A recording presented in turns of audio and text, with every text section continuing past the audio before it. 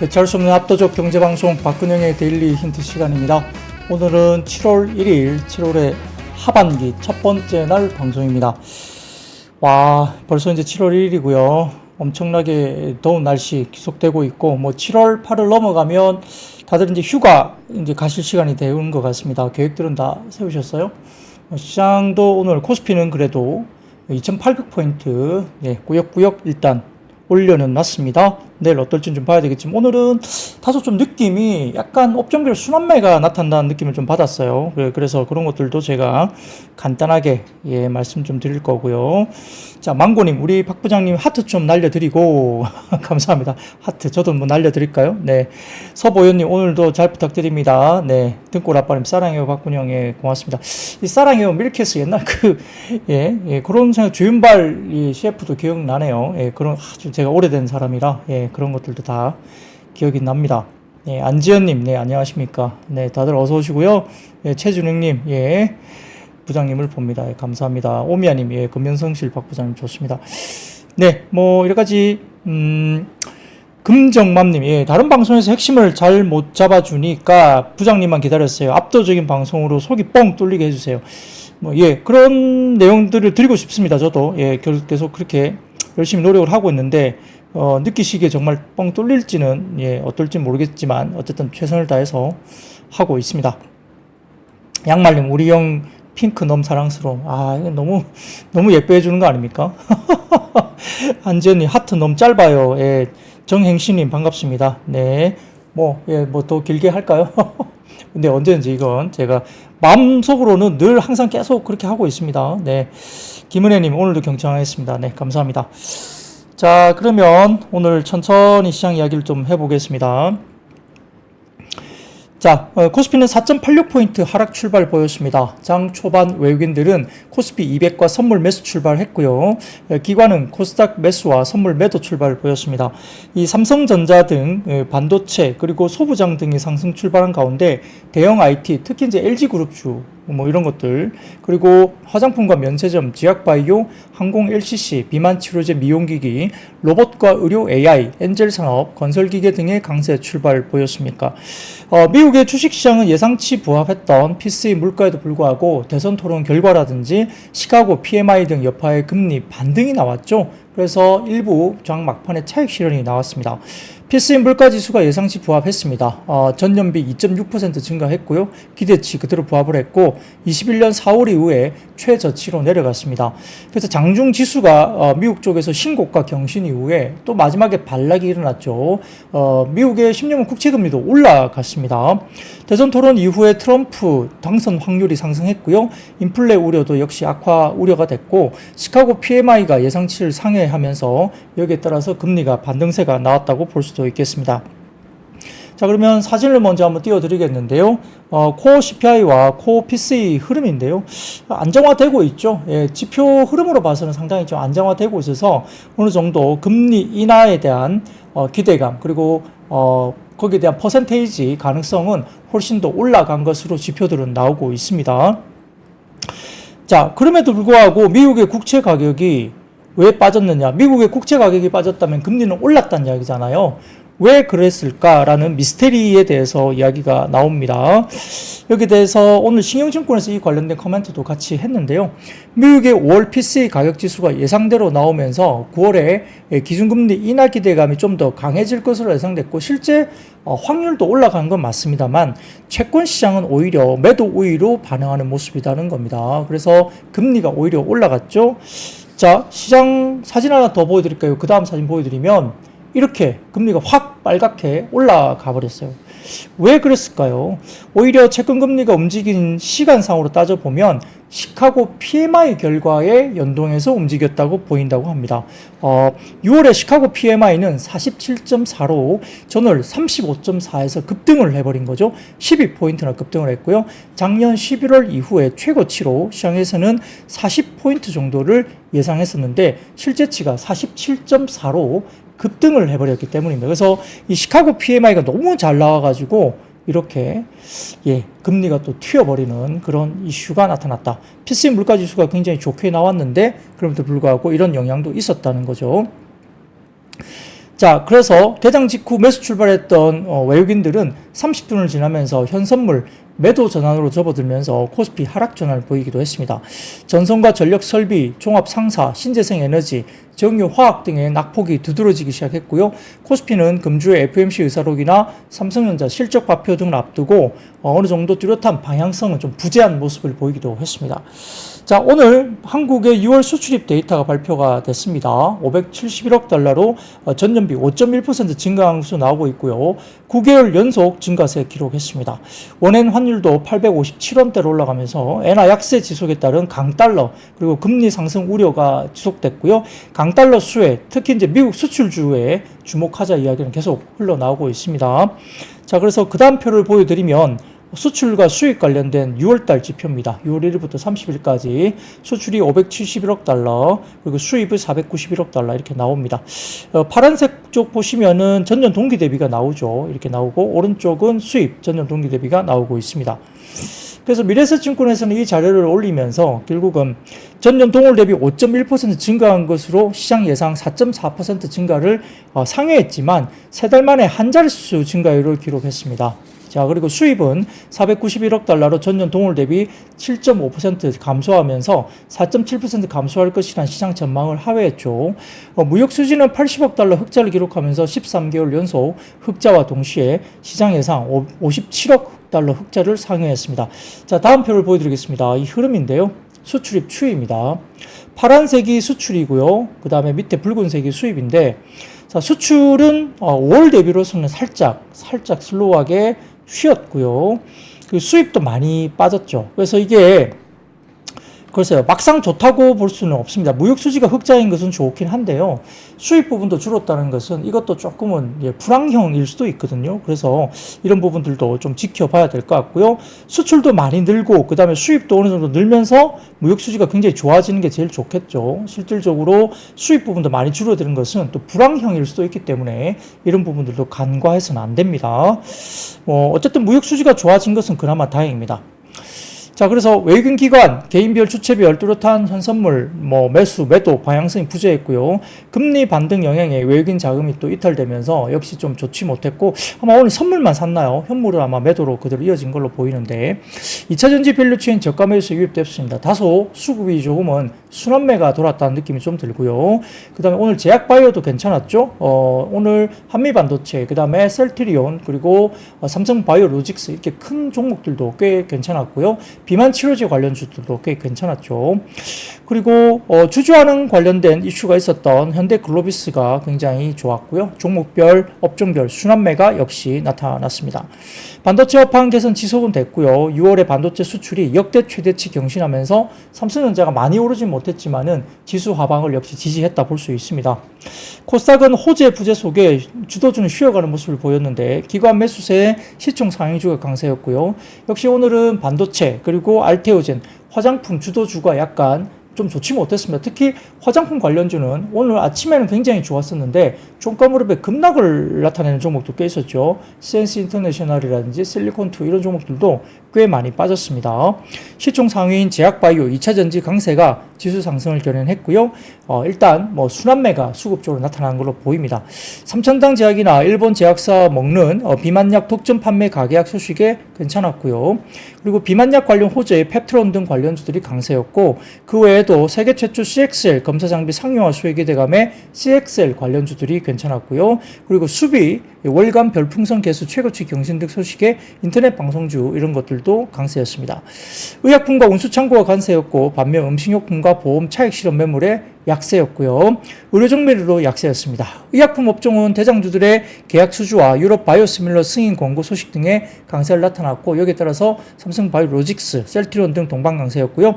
현대글로비스는 지난주 인베스트데이에서 최근 실적 호조와 배당 성향 확대로 밸류업 기대감이 더해지면서 강세였습니다. 운수창고 업종 상승을 견인했고요. 2차 전지주는 지난 30일 발표된 미국의 전기차 신차 등록 대수가 14% 증가했다는 소식에 수요 정체 해소 기대감으로 LG 에너지솔루션 그리고 삼성 SDI 등 강세를 보였습니다. 신재생 에너지주는 지난주 미국의 대선 토론 트럼프 우세의 정책 기대감이 약해지면서 CS윈드나 한화솔루션 등 약세를 보였고요. 코스닥은 제약과 금융이 강세였던 반면 건설과 음식료, 담배 등이 약세를 보이는 하루였습니다. 상당히 좀 오늘도 순환매가 굉장히 빠르게 또 나타났기 때문에 굉장히 좀 어려운 날이었고, 그나마 많이 이제 빠졌고 굉장히 쉬었던 큰 대형 제약바이오주들도 상당히 조금은 움직임이 있었다고 볼 수도 있겠습니다. 그 무겁다던 삼성바이오로직스, 셀트리온 등도 오늘 상당히 좋았고, 한미약품도 최근에 비만 관련된 치료제 이슈가 있죠. 이런 것들 때문에 상당히 좋은 모습이 아니었나 싶고요.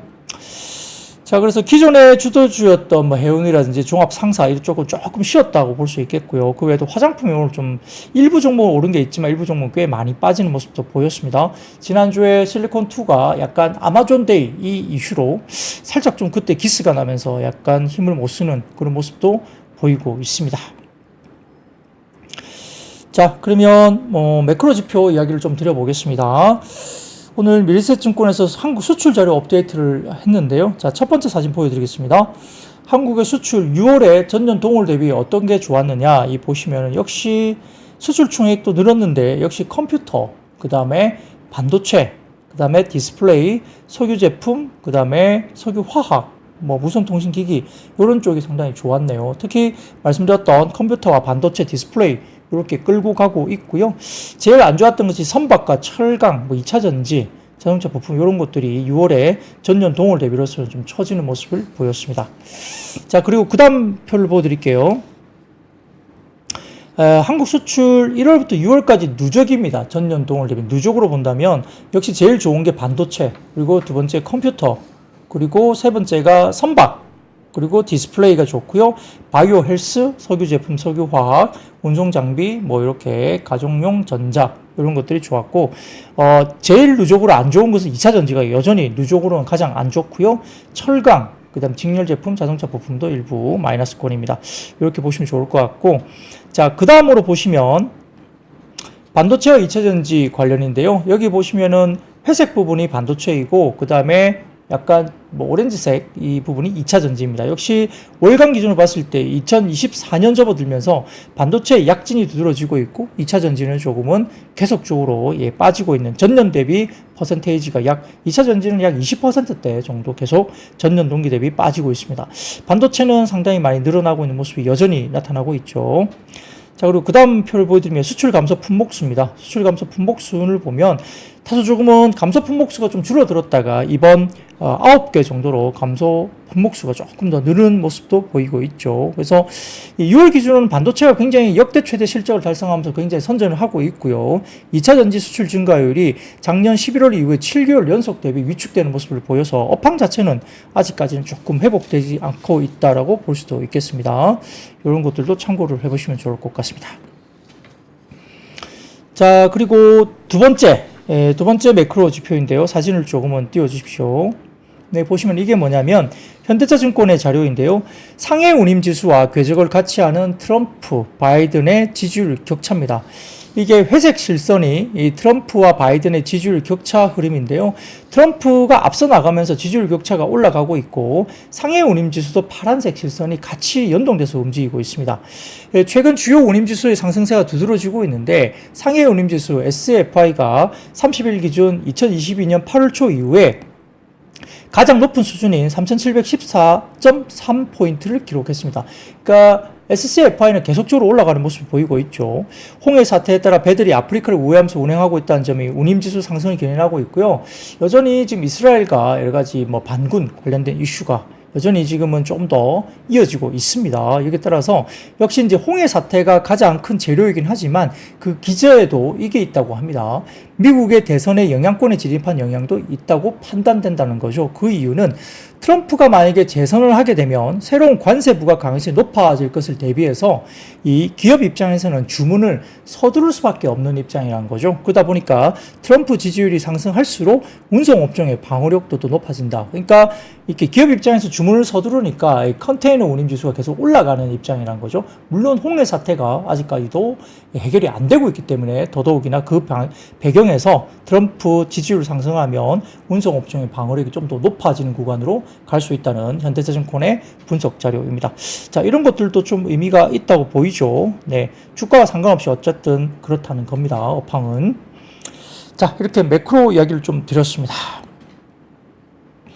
자, 그러면 섹터로 한번 넘어가 볼까요? 오늘 지금 단톡방에 상당히 좀 종목이라든지 섹터 이야기가 굉장히 많으시네요. 여러 가지 종목들에 대해서 오늘은 생각들이 좀 많으신가 봐요. 네, 그렇게 보입니다. 자, 그러면 첫 번째 역시 오늘 반도체 이야기를 좀 드리겠습니다. 지금 삼성전자는 어느 정도 방어를 하고 있습니다. 8만원 소반에서 그렇게 많이는 못 올라가는데 그래도 계속 주가 방어는 하고 있는 상황이고, 하이닉스는 조금 쉬어가는 모습을 보이고 있습니다. 그리고 일부 지금 소부장 같은 경우도 등락이 서로 좀 차별화되면서 왔다 갔다 이렇게 움직이는 모습을 보이고 있는데, 그런 것들 말씀을 좀 드리겠습니다. 자, 관세청과 산업통상자원부에 따르면은 지난달 수출액 통관기준 잠정치 570억 7천만 달러로 작년 같은 달보다 5.1% 또 증가했습니다. 9개월 연속 플러스 행진을 지속하면서 이 반도체 쪽은 상당히 업황이 좋은 걸로 보이고요. 수출 지표가 굉장히 좋습니다. 대미국 수출은 6월 기준 역대 최대치를 기록했다고 알려져 있고요. 중국을 제치고 우리나라의 1위 수출국으로 등극을 했다고 합니다. 6월 반도체 수출액은 전달보다 50.9%나 증가하면서 134억 2천만 달러로 역대 최대를 기록했습니다. 자, SK증권의 자료 한번 띄워드리겠습니다.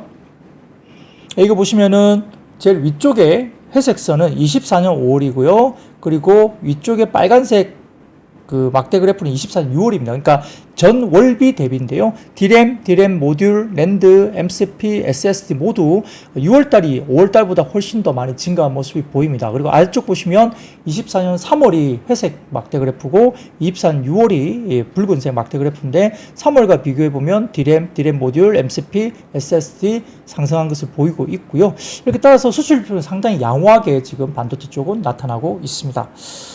한편 이제 28일 뉴욕 시장이 PCM 물가지수 예상치 부합 속에 차익 실현 매물이 하락했지만, 이 필라델피아 반도체 지수는 상승세를 나타냈고요. 0.94%의 반도체 관련된 지표는 미국 시장에서도 상당히 견조했다 볼 수도 있겠습니다.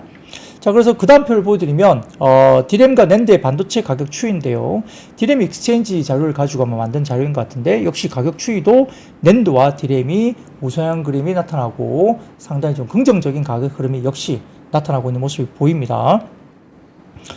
자, 여기에 따라서 오늘은 사실은 좀 이따 말씀드릴 CXL 관련된 모습이 상당히 좋긴 했는데요. 그 전에 오늘 현대차증권의 리포트가 하나 있어서 한번 말씀을 드리겠습니다.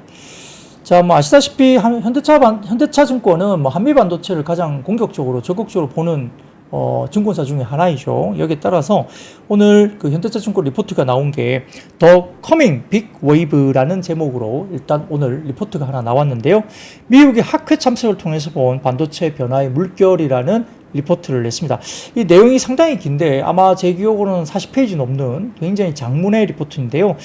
기술적인 내용이 상당히 많이 들어있는데 제가 한번 그냥 읽었는데 저도 사실 기술적인 부분은 정확하게 이해가 다 안 됐습니다. 한번 나오셔서 설명을 해주시면 좋을 것 같고, 해당 애널리스트가. 네, 어쨌든 이 관련해서 내용을 좀 말씀을 드리자면, 미국 정부의 정치적 그리고 경제적 의미에서 전략 물자화되는 AI 반도체 이슈가 있다고 보입니다. 그래서 미국 정부가 첨단 반도체를 포함해서 어드밴스드 패키징을 통한 반도체 산업 내의 리더십 그리고 내셔널 시큐리티를 확보하기 위해서 마이크론과 인텔을 적극적으로 지원하고자 한다는 게 전제 조건입니다. 그럼 당연한 거겠죠. 자, 그리고 미국은 2035년 55단 HBM에 대한 로드맵과 이와 관련된 어드밴스드 패키징 로드맵을 제시하고 있습니다. 자, 그 다음 표를 보여드리면 미국에서 지금 HBM 로드맵을 나타내고 있는데, 이 로드맵은 굉장히 중요하죠. 왜냐하면 미국 쪽에서 이렇게 HBM 관련된 시간적인 스케줄을 갖고 있기 때문에 여기에 맞추어서 사실 가는 게 굉장히 중요합니다. 2035년 55단 HBM 로드맵이 나와 있죠. 그런 것들도 한번 참고를 해주시면 좋을 것 같고요. 자, 거기다가 전력 밀도 증가에 따라 중요해지는 BSPDN 공정이라고 나와 있습니다. 그러니까 BSPDN 관련된 공정은 저도 기술적으로는 정확하게 말씀을 좀 드리기는 어려운데요.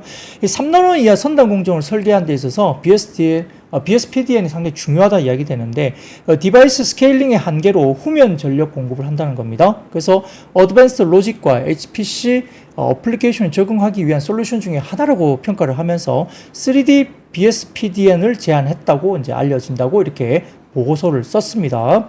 거기다가 데이터 센터의 HPC 그리고 AI를 포함한 다양한 어플리케이션에 따라서 데이터 처리량이 증가함에 따라 저비용, 저전력으로 가야 되는 게 중요한데 이 저비용, 저전력으로 전송 용량과 그 다음에 밴드위스를 획기적으로 높일 수 있는 실리콘 포토닉스 기술이 주목을 받는다는 겁니다.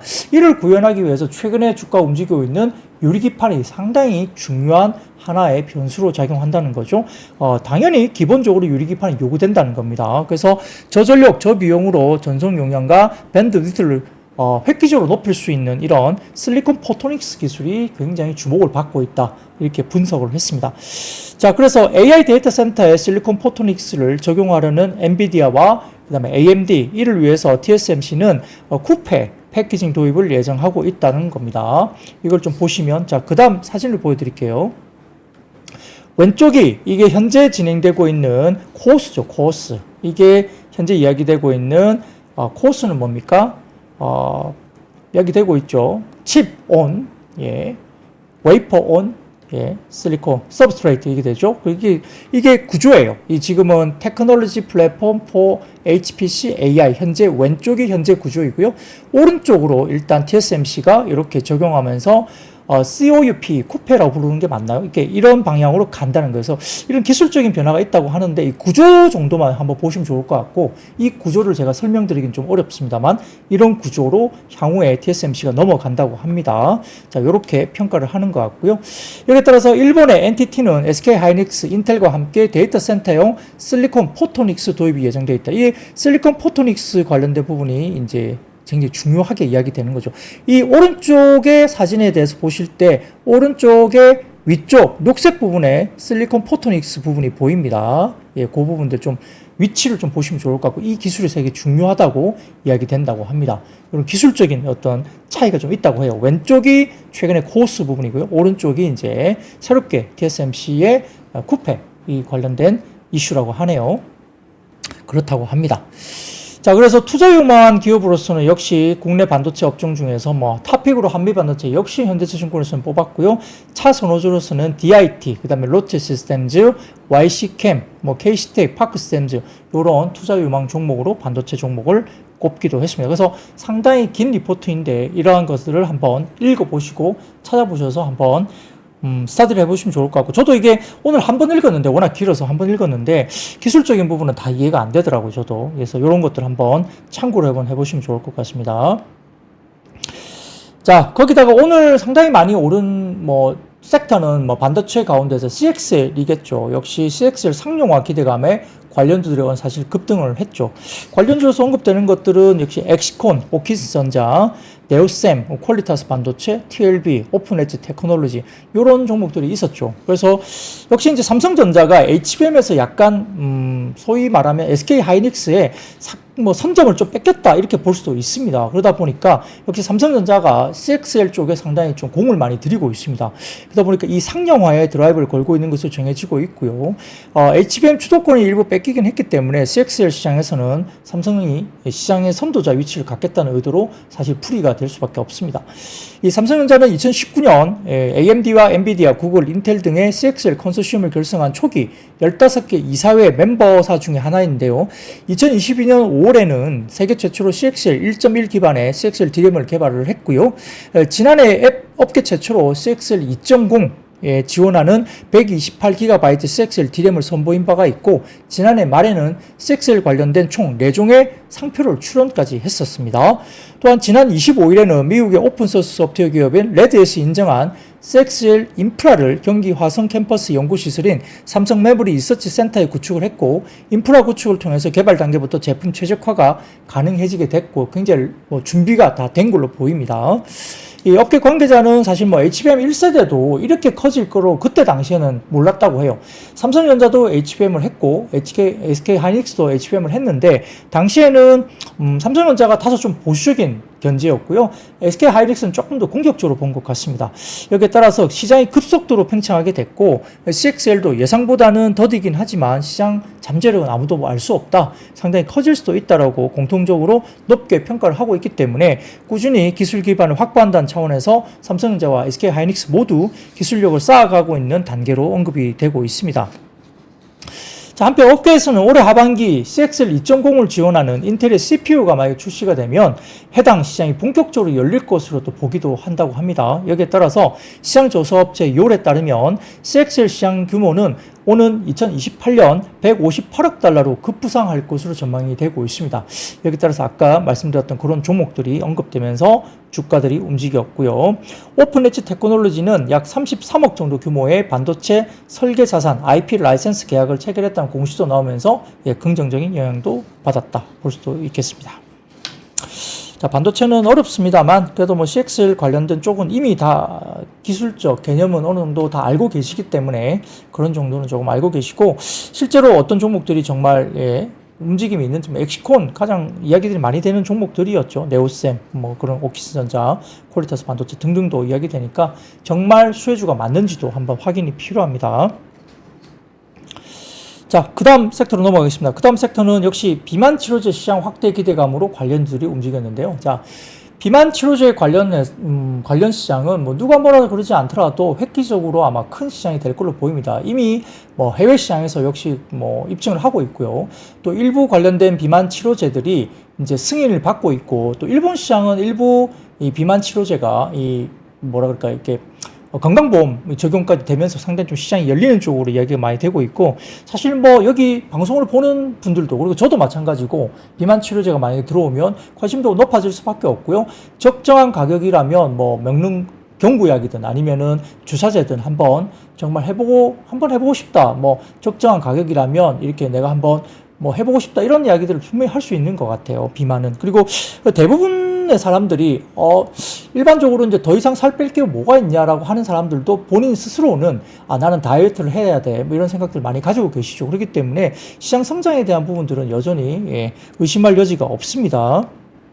그래서 저도 복부 비만을 위해서 지금 다이어트를 하고 있는데, 뭐, 많이 빼고 있거든요. 한 3kg 정도 빼고 있는데, 식이요법을 하면서. 근데 비만 치료제 들어오면 저도 관심도가 높아질 수밖에 없지 않을까? 그 생각을 들고 있습니다. 그래서 이 노보 노디스크의 블록버스터 바이오 의약품인 비만 치료제 삭센다가 특허가 만료가 되면서 바이오시밀러 복제약 개발이 활발해지고 있죠. 그래서 지난해 세계 매출 1조 3천억을 기록했던 삭센다가 올해 특허가 만료될 예정이기 때문에 미국에서는 연내 비아트리스, 그 다음에 테바, 노바티스 이런 글로벌 제약사 세 곳이 바이오시밀러를 아마 출시할 것으로 보입니다. 최근에 글로벌 제약사 노보 노디스크가 비만 치료제 위고비 중국 사용 승인을 또 받았죠. 굉장히 이게 빠르게 진행되고 있고요. 중국의 과체중 성인은 2030년이면 2000년도보다 30년 만에 약 2.8배 증가한 5억 4천만 명에 달할 것으로 전망되고 있습니다. 시장이 엄청나게 커지고 있는 상황이고요. 국내도 비만, 그리고 미국도 마찬가지로 과체중 성인이 늘고 있다는 그 분석 자료가 계속 나오고 있죠. 여기에 따라서 노보 노디스크가 미국의 노스캐롤라이나 주의 클레이턴 공장을 증설할 예정으로 알려져 있고요. 41억 달러, 약 5조 7천억을 투자하면서 이 추가 생산 시설을 건설할 것으로 보입니다. 자, 그리고 한편 비만약 수요가 빠르게 늘고 있는 가운데 비만 치료제 잽바운트를 보유한 일라릴리가 주가가 연초 대비 52.8% 정도 급증을 하고 있고요. 여기에 따라서 오늘 비만 치료제 관련주로 언급되는 인벤티지랩, 펩트론, 대봉 LS, 한국 BNC, D&D 파마텍 등의 비만 치료제 관련주로서 언급되고 있는 종목들이 관심을 받았습니다. 말씀드린 대로 이게 안 먹는다고 빠지는 것도 중요하고 또 근육량을 늘리는 것도 되게 중요하거든요. 그리고 또 비만 치료제들이 또 어떻게 약간의 부작용이 또 있을지도 사실은 좀 봐야 되기 때문에 그런 것들도 있지만, 아무튼 약에 대한 부분들은 시장에서 상당히 흥행을 할 가능성이 높고 이 시장이 굉장히 커진다고 볼 수도 있겠습니다. 자, 그래서 그런 약들에 관련해서 고도 비만뿐만 아니라 일반인들도 적정한 가격이면 아마 이 약에 대한 수요가, 니즈가 상당히 좀 크지 않을까, 그런 생각도 해봅니다. 자, 그리고 그 다음 섹터로 넘어가겠습니다. 오늘 신재생 에너지 관련주도 굉장히 낙폭이 굉장히 컸습니다. 2차전지는 또 의외로 올라왔는데요.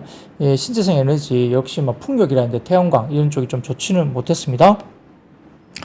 자, 현지 시간 27일 조 바이든 미국 대통령과 트럼프 전 대통령이 격돌한 미국 대통령 선거 TV 토론회에서 시청자 67%가 트럼프가 잘했다라고 응답을 했고요. CNN은 여론조사 기관 SSRS와 함께 미국 유권자 565명을 대상으로 실시한 조사에서 이번 TV 토론에서 트럼프가 잘했다는 응답이 67%, 바이든이 잘했다는 응답이 33%, 압도적으로 트럼프 승으로 일단 1차 대선 TV 토론은 일단 트럼프의 1차 승으로 볼 수 있습니다. 또 바이든 대통령의 건강에 대한 문제를 다시 할 만한 장면이 좀 나타나면서 미국의 민주당 안팎에서도 대선 후보를 또 바꿔야 된다는 주장이 또 제기되고 있다고 하는데, 현재까지는 바이든 대통령이 약간 앞서는 식으로 여전히 대선 주자로 언급은 되고 있지만, 대선 주자를 바꿔야 된다는 이러한 민주당 안팎에서의 그런 어떤 퍼센테이지도 거의 비슷하게 올라오고 있다. 그래서 막상막하로 지금 대선 후보로 적합하다, 아니다, 바꿔야 된다도 거의 비슷한 분위기까지 올라왔다고 합니다. 자, 한편 트럼프 전 대통령의 화석 원료 사용에 따라 지구가 온난화됐다는 주장에 동의하지 않는 입장을 계속 표명해 왔죠. 거기에 따라서 역시 과거에 석탄 관련된 화석 연료 사용도 긍정적일 수 있겠죠. 여기에 따라서 트럼프 전 대통령 측은 오는 11월 대선에서 당선되면 파리기후 협약을 다시 탈퇴하겠다는 입장을 밝히기도 했다고 합니다. 그렇기 때문에 시스템 쪽이 센티가 좀 좋아지지 않는 모습도 보일 수도 있겠죠. 자, 여기에 따라 28일 현지 시간 뉴욕 증시에서 썬런이 10.63% 급락했고요. 맥시온 솔라 테크놀로지도 23.84% 급락을 했고, 썬파워도 2.3% 하락을 했습니다. 신재생 에너지 관련주의 하락세가 두드러워졌습니다. 그래서 오늘은 국내에도 CS 윈드 등 풍력도 그렇고요. 그리고 CS 베어링, 태웅, 하나솔루션, HD, 현대에너지솔루션, SDN 등등의 풍력, 태양광, 수소 관련된 신재생 에너지 테마군들이 하락세를 보였다는 겁니다. 자, 근데 오늘 다음 자료를 한번 보여드리겠습니다. 유인투자증권에서 미국의 발전 원별 신규 설치량인데요. 까지인데, 이 보시면은 가운데 네모난 부분들이 아마 트럼프 재임 시절인가요? 이 보시면은 오히려 발전 용량 순증으로 보신다면 오른쪽 보세요. 이 풍력, 태양광, 바이오에너지, 기타 재생에너지, 수력, 원자력, 기타 화석연료, 가스, 석탄 이렇게 나와 있는데요. 여기 보시면은 발전 원별 신규 설치량 부분들이 어떻게 들어옵니까? 발전 용량 순증은 오히려 트럼프 대통령도 더 많이 올라왔어요. 오히려. 그렇습니다. 그래서 이게 트럼프가 재임하는 기간 동안에 이렇게 풍력이나 태양광 등등을 포함해서도 마찬가지고요. 오히려 이게 본인이 어떤 입장이 대통령으로서 있겠지만 실질적으로 자금 집행이라든지 신규 설치량은 오히려 그때 훨씬 더 좋았다는 겁니다. 그래서 역시 트럼프가 재선이 된다 하더라도 설치량이 줄어들거나 급격하게 완전 폐쇄가 되거나 이러지 않는다는 거예요. 그래서 이런 것도 좀 보시면 좋을 것 같고요. 자, 그 다음 표를 보여드리면, 미국 발전원별 발전 원가 개념입니다. LCOE라고 하는데, 이 원가를 보면 역시 윈드, 풍력이 제일 일단 원가는 싼 것 같고, 그 다음에 솔라가 그 다음으로 싸고요. 그 다음에 제일 위쪽으로는 원자력이 아직은 좀 미국 시장에서는 발전원별로는 가장 높은 걸로 일단 나오고는 있습니다. 석탄이 그 밑이네요. 그래서 솔라나 윈드 이쪽이 역시 미국의 발전원별로 본다면은 상당히 원가 개념으로 본다면 매력적인 구간이라고 말을 할 수도 있겠습니다. 그럴 수도 있는데, 그럼에도 불구하고 역시 트럼프 전 대통령이 당선이 될 경우에는 일단 뭔가 목리를 부를 수도 있겠죠. 그런 부분들에 대한 우려 때문에 일단은 신재생 쪽이 좀 빠졌다고 볼 수도 있겠습니다. 자, 그 다음으로 넘어가겠습니다. 그 다음 이슈인데요. 오늘 우크라이나 재건 참여 기대감에 관련주들이 오전에 올라왔었는데요. 자, 갑자기 지금 언론에 따르면 우크라이나 재건에 대한 이슈에 대해서 역시 우크라이나 대통령이 갑자기 젤렌스키가 평화협정 이런 이야기를 갑자기 또 꺼내고 있다고 합니다. 자, 그래서 웬 뚱딴지 같이 갑자기 왜 그러냐 생각을 해봤더니 이렇게 생각할 수 있습니다. 자, 트럼프 전 대통령의 당선 가능성이 높아지니까 역시 지원하지 않을 수 있겠죠. 트럼프 전 대통령이 만약에 재선을 하게 되면 우크라이나에 지원을 할까요? 본인의 치적으로 어떤 끌고 가기 위해서는 평화협정을 맺는 것이 굉장히 중요하다고 생각할 수 있겠죠. 그러면 우크라이나 전쟁에 대해서 지원을 닫아버릴 수 있습니다. 그렇게 하면서 나토 쪽에도 트럼프가 자국의 방위는 자국의 돈으로 해라 이럴 가능성이 높다는 거죠. 현재 나토 쪽에 절반 정도 가량 정도의 이상의 나토 관련된 방위비 분담을 미국이 거의 대부분 하고 있고요. 나토 쪽에 들어가 있는 유럽 국가들은 GDP 대비 2% 정도의 방위비 관련된 권고사항을 거의 지키지 않고 있습니다. 거기에 따라서 트럼프 전 대통령이 재선이 되면 이 부분을 건드릴 가능성이 높죠.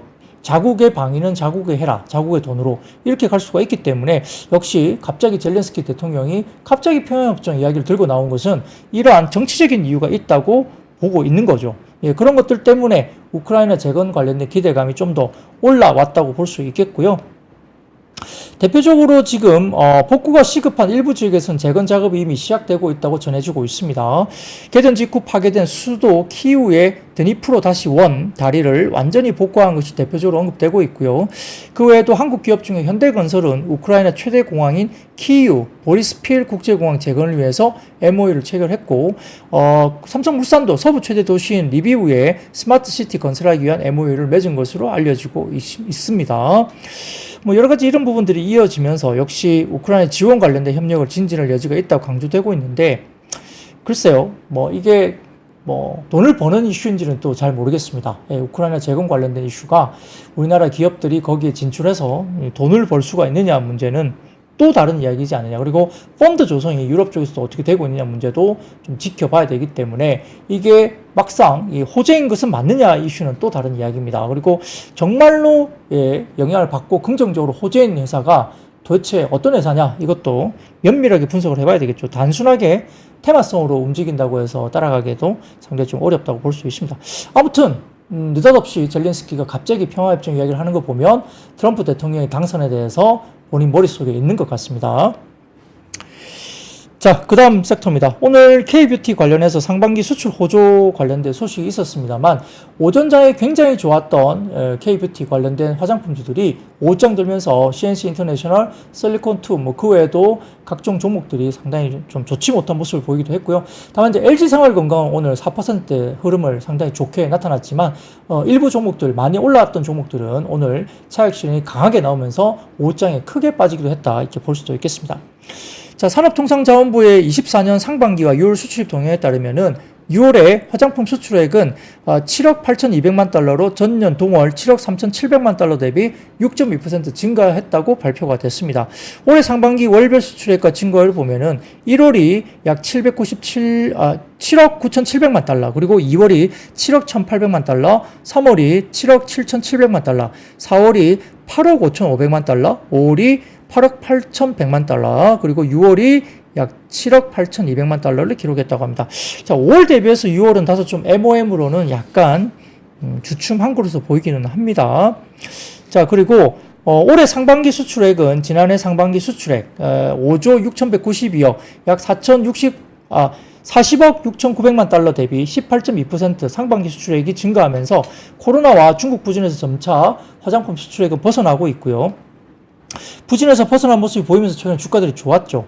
올해 상반기에는 모든 월의 수출액이 증가하면서 회복세가 뚜렷했던 것으로 풀이되고 있습니다. 그럼에도 불구하고 일부 차익 실현이 좀 나왔습니다. 아까 제가 말씀드렸듯이 오전에 상당히 좋았거든요. 그런데 이제 오장 들면서 급락을 하면서 일부 팔고 나오고 그 뒤에 2차 전지라든지 일부 다른 섹터 쪽으로 좀 넘어간 것이 아니냐 이런 생각도 좀 해봅니다. 그래서 이렇게 단순한 순환매일지 아니면은 정말 팔고 나오고 이제는 약간의 주가적인 피크아웃인지는 좀 지켜봐야 되겠지만 실적단으로 봐서는 글쎄요 2분기 실적까지는 그렇게 큰 우려는 없을 것 같은데요. 자, 그런데 한편 산상인증권에서는 LG생활건강에 대해서 전분기와 유사한 분위기 아래서 올해 2분기 실적 기대감은 크지 않은 상황이긴 하지만 현재 낮은 수준의 밸류에이션 주가를 고려한다면 작은 호재에도 상승 반전세가 촉발될 가능성이 존재한다라고 리포트를 냈습니다. 전년도 하반기 구조조정에 따른 낮은 기저를 감안한다면 하반기에는 턴어라운드가 LG생활건강이 가능하다고 봤고요. 관심 제고의 시기가 다가오고 있다고 판단한다는 리포트를 내기도 했습니다. 자, 그래서 그 다음 표를 보여드리면 상상인증권의 LG생활건강의 PER과 이 밴드, PER. 왼쪽은 12개월 트레이딩 밴드고요. 오른쪽은 포워드 밴드입니다. 이 보시면은 PER 밴드, 포워드는 상당히 저점에 나와 있습니다. PBR 밴드는 이것보다 더 저점으로 나오고 있고요. 그래서 이렇게 약간의 지금은 부정적 이슈보다는 긍정적 이슈에 좀 더 민감하게 반응할 밸류에이션까지 빠져 있다 이렇게 이야기를 하고 있는 것 같고요. 신한투자증권에서는 아모레퍼시픽에 대한 중국 영업 적자로 24년 영업 추정 영업이익은 200억 이상 하향 조정되고 있지만 코스닥스를 비롯한 북미 쪽의 실적 추정치 상향 때문에 25년 영업이익 추정치가 300억 이상 상향 조정되고 있다. 그러니까 올해는 약간 하향 조정되고 있지만 내년에는 오히려 상향 조정되고 있다고 밝히면서 단기 실적 우려로 주가 조정이 나온다면 오히려 매수 기회라고 신한투자증권은 아모레퍼시픽에 대해서 리포트를 했습니다. 그래서 일부 종목들이 좀 올라오기도 했는데요. 뭐 그 가운데 한국화장품 제조, 한국화장품, 세화PNC, 뭐 LG생활건강 이렇게 일부 좀 올라오기도 했는데 그래도 불구하고 최근에 주가가 좋았던 CNC 인터내셔널, 그다음에 실리콘2 이런 종목들이 주가 꽤 많이 오늘 빠졌다는 점에서는 더 조금은 고점에서 일부 차익 실현이 좀 나온 모습도 보였다라고 평가를 할 수도 있겠습니다. 자, 이제, CNC 인터내셔널, 특히 이제 실리콘2 같은 경우는 지난주에 제가 뭐 아마존 관련된 이야기가 나오면서 다소 조금은 이렇게 카니발라이제이션, 그러니까 이제 아마존이 공격적으로 이런 중소 인디 브랜드를 좀 키우는 정책 이렇게 가다 보면 실리콘2가 약간 뭐 이런 자리를 좀 잃어버린 것이 아니냐 이런 우려 때문에 많이 뭐 팔았다 그리고 많이 빠졌다 이렇게 말씀을 드렸는데 하나증권에서 역시 그것은 아니다라고 반박 코멘트를 좀 하긴 했지만 오늘은 상당히 좀 올라가다가 막판에 힘을 잃고 많이 빠지는 모습도 보였는데요. 좀 주가가 어느 정도에서 브레이킹이 걸리고 다시 우상하고 그러질지 물론 많이 올랐기 때문에 차익 실현이 충분히 나올 수 있는 가격이긴 합니다만 좀 지켜볼 필요가 있겠고 특히 이제 해상운임, 컨테이너선 관련된 해상운임이 자꾸 올라가면 사실은 좀 좋지는 못할 수도 있습니다. 추후에 실적단에서 스크래치가 좀 날 수도 있는 부분도 있기 때문에 면밀하게 체크를 해볼 필요가 있겠죠. 자, 그 외에도 2차 전지가 일부 오늘 상승을 했는데요. 미국의 전기차 신차 등록 대수가 지난달에 14% 증가했다는 소식에 수요 정체 해소 기대감이 좀 일부 있었다고 보입니다. 자, 그럼에도 불구하고 양극재 쪽은 별로 아직까지는 좋지 못하고 있습니다. 자, 그 다음 표를 보여드리면 하나증권의 자료인데요. 이게 양극재 수출 데이터 6월입니다. 양극재 NCM과 NCA 합산 수출 금액은 3억 9천만 달러, 수출 중량은 14,000톤, 수출 단가는 7.8달러 정도 기록했습니다. 24년 6월 NCM 수출 금액은 2억 6천만 달러, 그리고 수출 중량은 10,000톤, 수출 단가는 26.9달러 기록했고요. 24년 6월 NCA 수출 금액은 1억 3천만 달러, 수출 중량은 4,000톤, 수출 단가는 29.8달러 기록하면서 이 YY MOM으로 빨갛게 되는 것은 YY 아마 이게 마이너스라 생각하시면 될 것 같고요. 오른쪽에 NCM 쪽에 1.6 전 월비로는 약간 NCM이 약간 올라온 부분이 보이죠. 수출 단가가. 그럼에도 불구하고 NCA 같은 경우는 여전히 좀 수출 단가가 역시 MOM으로도 전 월비로도 빠지고 있다. 그러니까 아직까지는 뭐 아주 좋은 지표는 아닌 걸로 보이죠. 약간 부진한 부분들이 여전히 나타나고 있다 볼 수 있습니다. 자, 여기에 따라서 유인투자증권에서 이런 이야기를 또 했습니다. 트럼프가 당선이 되더라도 IRA 관련된 페이지는 좀 어렵다 이런 이야기를 했고 아까 제가 신재생 관련된 뭐 풍력이나 태양광 말씀드리면서 표를 보여드리게 했죠. 그래서 IRA 관련해서 IRA 도입 이후에 확정 발표된 총 투자액 3,460억 달러 중에 공화당 지역구에 78%가 배정됐다는 겁니다. 그러니까 트럼프 대통령이 재선되면 그 공화당 지역구의 78%가 IRA 도입 자금이 이미 배정돼 있다는 거죠. 그래서 공화당 지역구들이 인구 밀집도가 낮은 공장부지 적합 지역들에 위치하고 있는데 결국은 의원들의 최우선 고려사항은 지역 주민들의 여론인데 따라서 IRA 폐지에 따른 지역의 고용과 투자 위축을 감당할 수 있는 요인은 굉장히 낮기 때문에 트럼프 재선이 되더라도 IRA 관련된 법안이 폐지는 어렵다고 보는 것 같고요. 트럼프 1기 때도 오바마 케어를 폐지하지 못했을 때도 소수의 공화당 의원 때문에 그랬었는데 역시 IRA는 지역구 경제에 직영향 상황이기 때문에 의원들의 반대는 당시보다 지금 앞으로 더 클 것으로 예상했습니다.